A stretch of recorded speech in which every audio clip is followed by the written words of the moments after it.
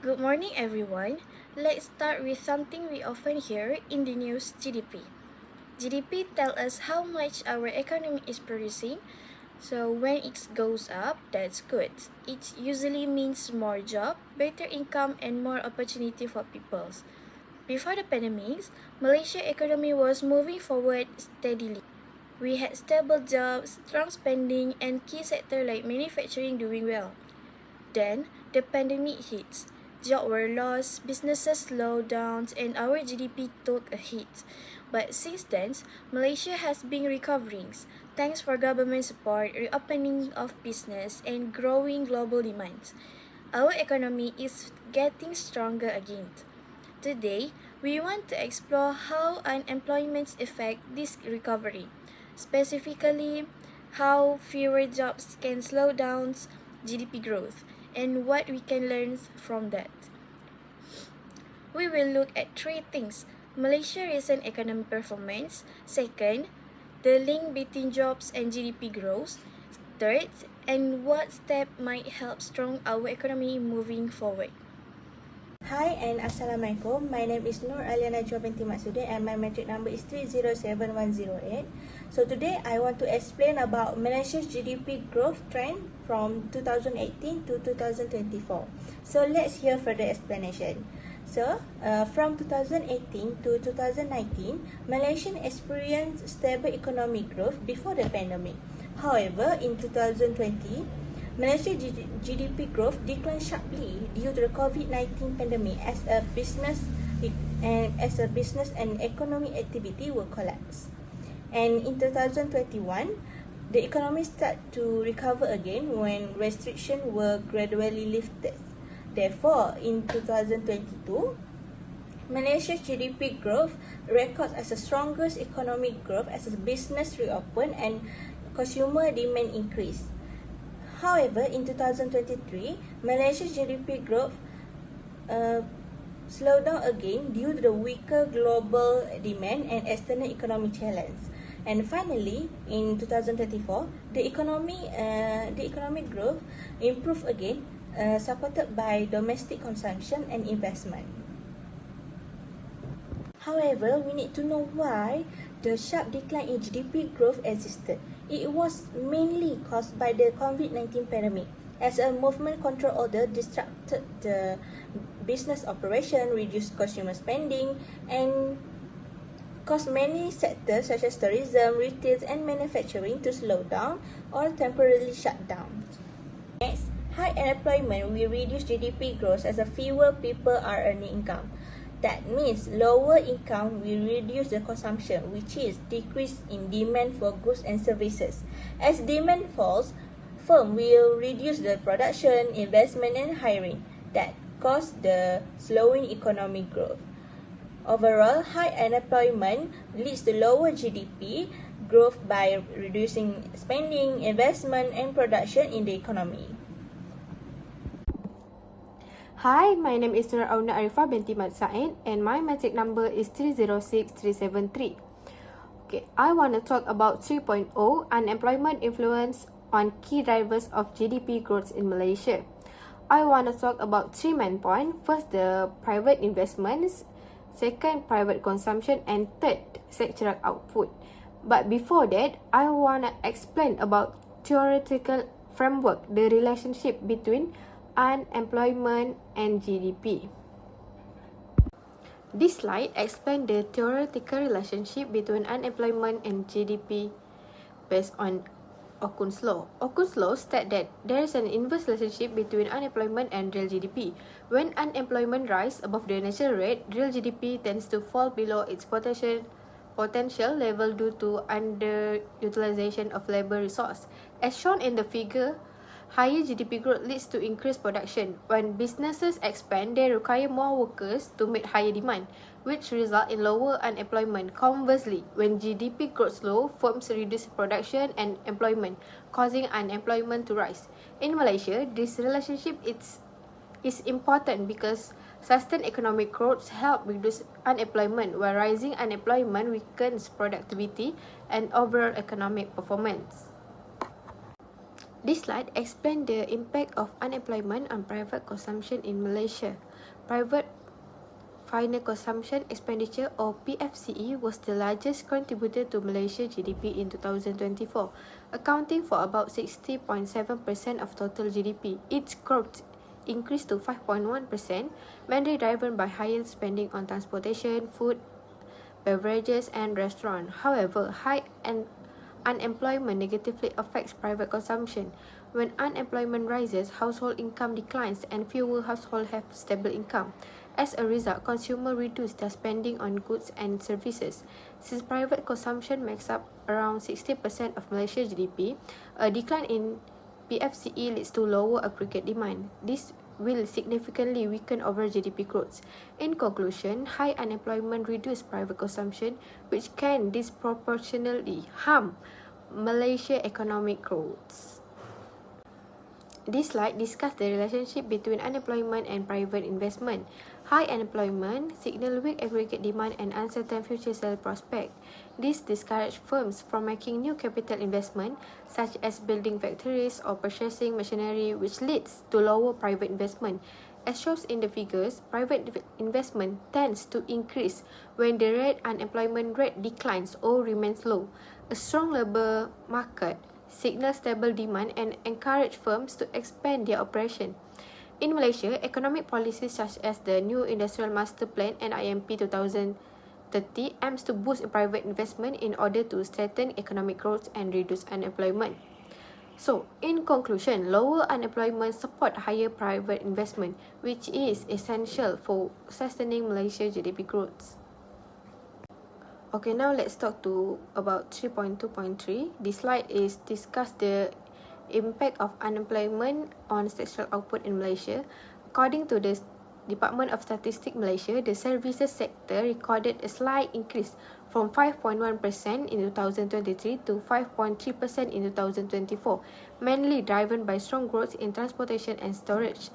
The manufacturing sector also recovered, rising from 0.7% to 4.2%, supported by electronic and communication equipment. Despite some slowdown in business service and wholesale and retail trade, increased labor utilization and job creation, mainly from the service sectors, 65.5% of jobs, and manufacturing, 16.3%, helped rise overall output. In conclusion, improved employment conditions across key sectors supported Malaysia's GDP growth.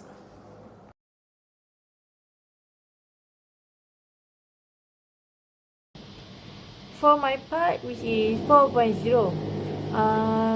the challenges to GDP recovery. So the introduction for the 4.0 is the return to a low headline unemployment rate approach to 3.2% masks a structural problem, which is widespread skills-related unemployment. This is the core issue jeopardizing Malaysia's high-income nation ambition. So we are moving to the 4.1, which is low consumer spending. Like the first cause, yes. So as we know, the consumer spending, over half of Malaysia's GDP, is undercut by the reduced worker purchasing power. So this might cause the negative impact, like negative real wage growth. While nominal wages may increase, surging inflation, especially for the food prices, means workers are experiencing a decline in purchasing power. So the effect this might cause the workers are running harder to stay in the same place. And for the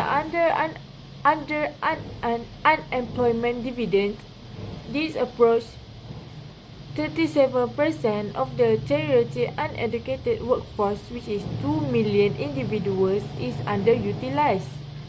This large educated labor pool allows companies to hire easily at low wages, leading to wage stagnation and lower overcome consumer spending.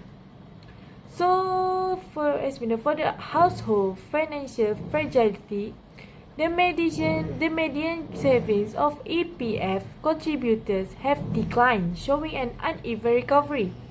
So, this might cause the impact of the household must prioritize their essential delaying recovery for the high-touch services and the durable goods. 4.2, which is reduce business investment. Business lack in the incentive to invest in the high-value activities due to weak demand and a cheap labor pool.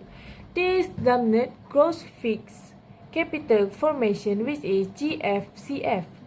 Persistent reliance on a low-cost production model and a cheap foreign labor discourage investment in the productivity and advanced automation.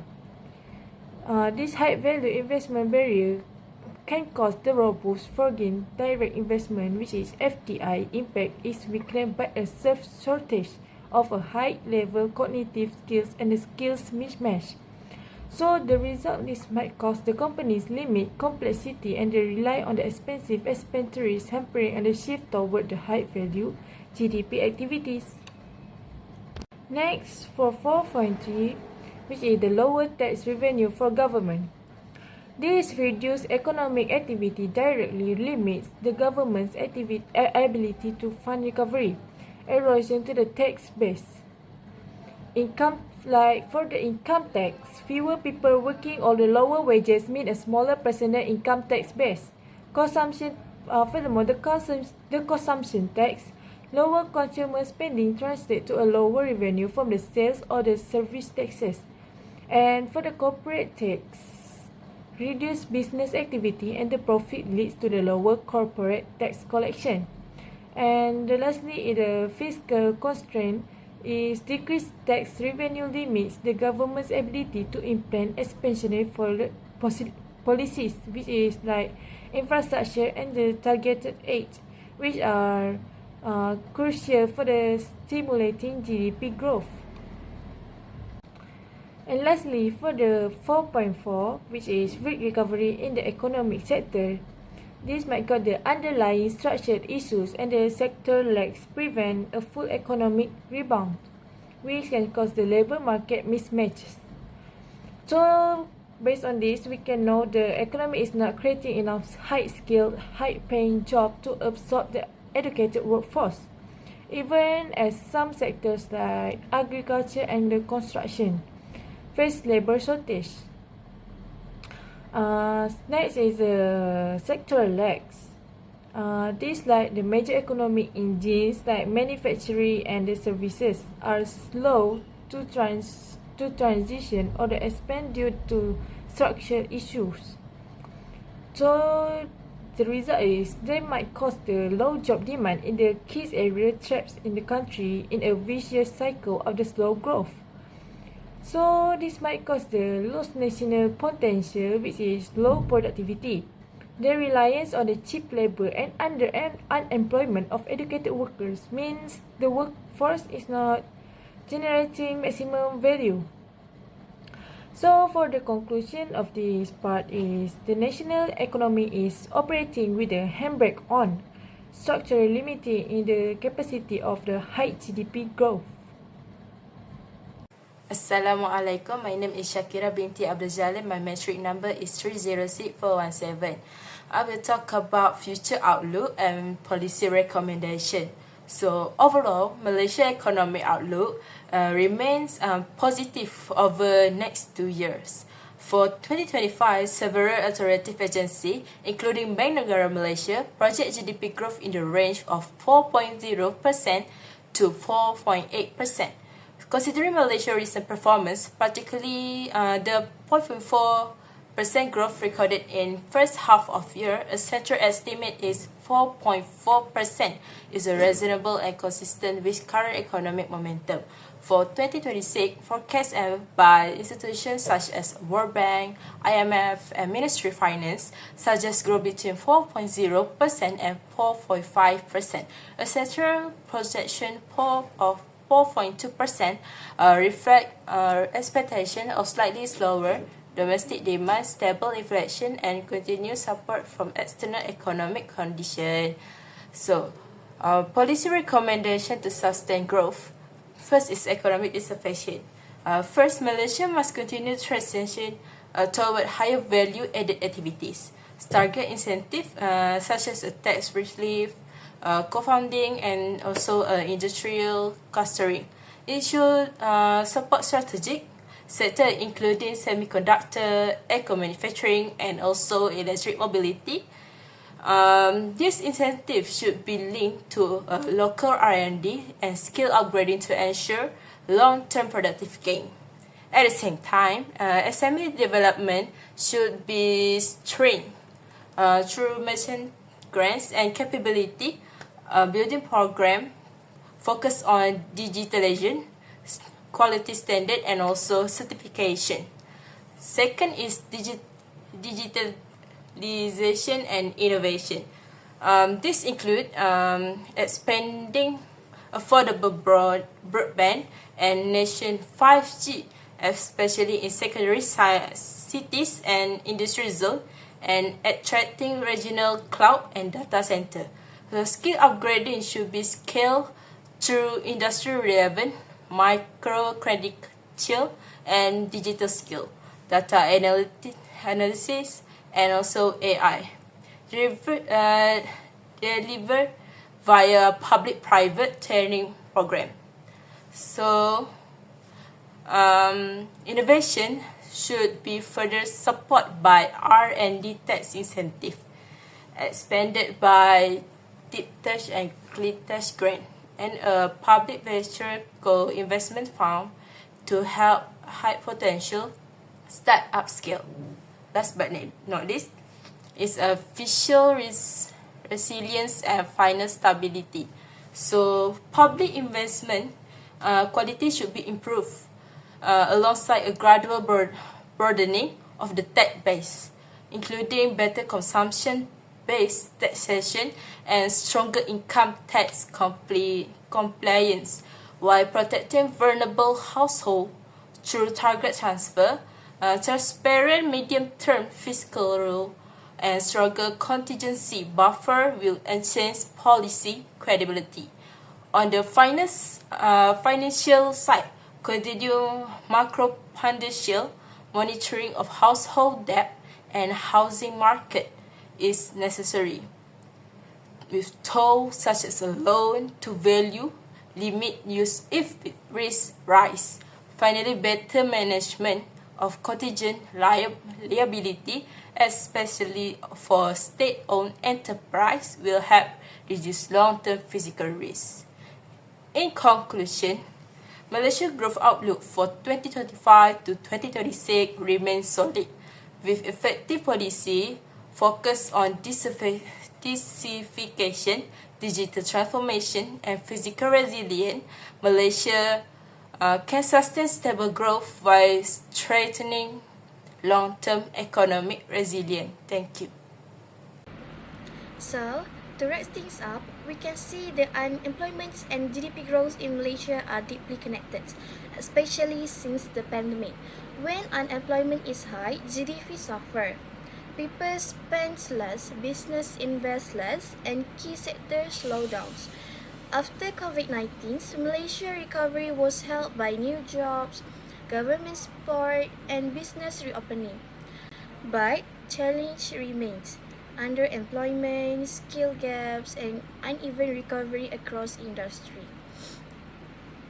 To keep growing in a strong and fair way, Malaysia needs policy that first, create good quality jobs, second, train workers for today's needs, third, invest in high-value industry, and lastly, make the job market works better. Ultimately, lower unemployment and better jobs are key to steady, sustainable growth for everyone. Thank you from me.